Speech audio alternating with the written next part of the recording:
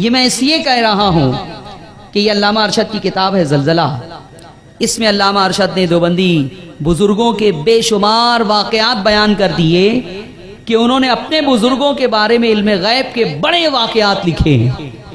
تو آپ ان سے یہ کہیں کہ دیکھیے نبی کے لیے تو تم انکار کرتے ہو, اپنے مولانا کے بارے میں تم جو ہے وہ اتنے سارے واقعات بیان کرتے ہو, تو تمہارے مولانا کو جب علم غیب ہے تو جو پوری کائنات کے مولانا ہیں انہیں کیوں نہیں علم غیب ہوگا؟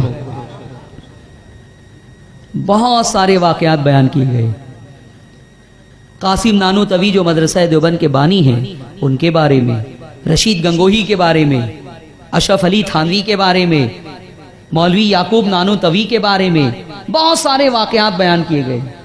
ان کے بزرگوں کا حال یہ ہے کہ یہاں تک لکھا کہ ہمارے فلاں مولانا کے پاس جیسے ہی کوئی آتا اور کہتا السلام علیکم تو علم غیب کا حال یہ تھا کہ وہ فوراً سمجھ جاتے کہ اس کے دل میں کیا ہے.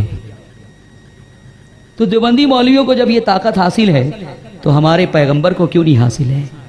ہمارے آقا کو کیوں نہیں حاصل ہے؟ دیوبندیوں سے ڈیبیٹ آپ اس کی بنیاد پر کریں. یہ کتاب آج آپ کو لینی ہے زلزلہ, اس میں واقعات ہے علم غیب کے.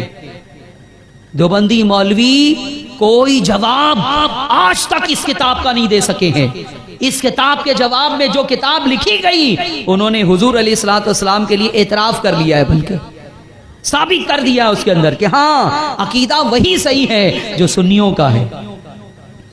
کیونکہ اگر وہ انکار کریں گے تو پھر سوال وہی پیدا ہوگا جو علامہ ارشد نے کر دیا ہے کہ تمہارے مولوی کو کیسے اس بات کا علم ہو گیا.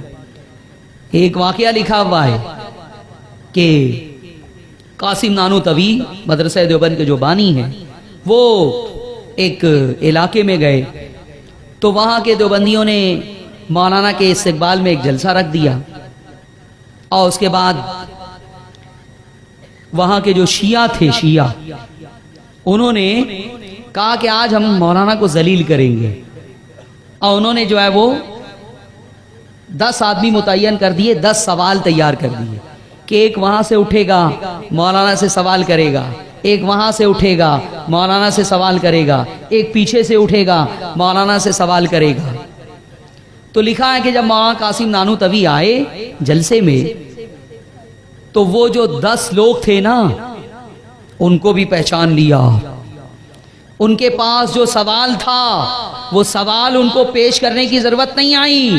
کہا تم یہ پہلا سوال لے کے بیٹھے ہو, اس کا یہ جواب ہے. تم یہ دوسرا سوال لے کے بیٹھے ہو, اس کا یہ جواب ہے. تم یہ تیسرا سوال لے کے بیٹھے ہو, اس کا یہ جواب ہے.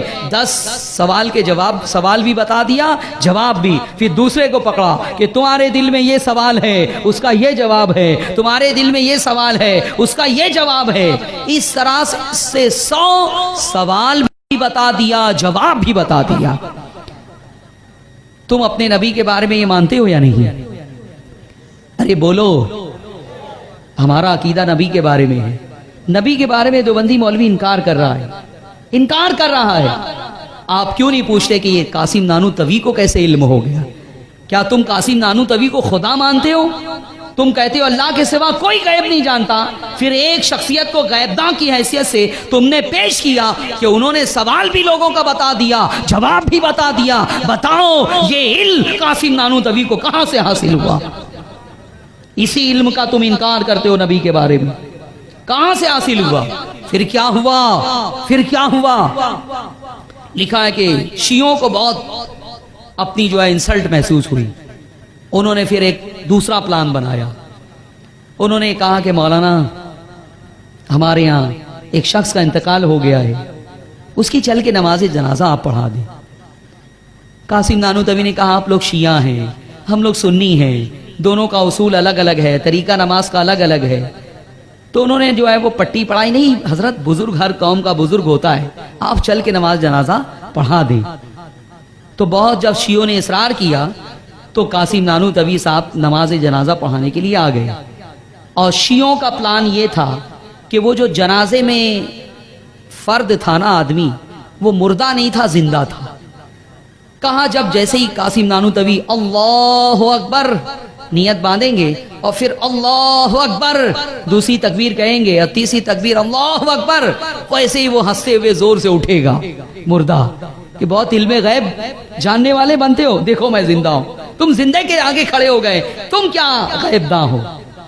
تو یہ واقعہ لکھا ہوا ہے کہ پھر کیا ہوا، یہ ان کا پروگرام تھا۔ اب مولانا قاسم نانوتوی صاحب آئے، لکھا ہے سوانح قاسمی میں کہ جیسے ہی مولانا آئے اور جنازے کے اوپر نظر پڑی، وہ تو چھپا ہوا تھا، چادر وغیرہ تھی، لیکن غصہ ہو گئے، ناراض ہو گئے، جلال میں آ گئے، انکباس کی کیفیت طاری ہو گئی، آنکھوں میں خون اتر آیا، لیکن کسی سے کچھ کہا نہیں۔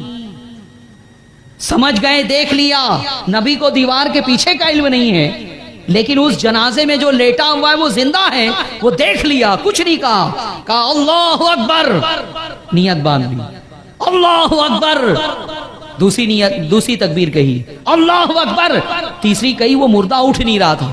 کسی نے کہا کہ پلان تھا یہ اٹھتا کیوں نہیں ہے، تو اس سے اٹھانے کے لیے کیا کہا، یہ کہا، وہ اٹھتا ہی نہیں ہے۔ پھر چوتھی تکبیر کہی، اللہ اکبر، السلام علیکم ورحمت اللہ، السلام علیکم ورحمت اللہ، لے جاؤ، اب یہ صبح قیامت سے پہلے نہیں اٹھ سکتا۔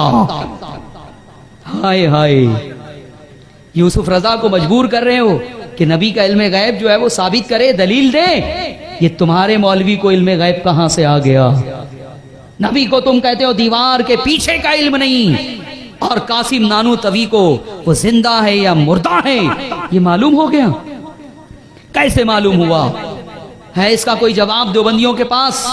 علامہ ارشد القادری علیہ رحمہ نے اسی لیے لکھا ہے کہ دیوبندی مسلک تضادات کا مجموعہ ہے، تضادات کا مجموعہ ہے۔ نبی کے لیے جن صفات کا انکار کرتے ہیں وہی صفت یہ اپنے مولوی کے لیے تسلیم کرتے ہیں۔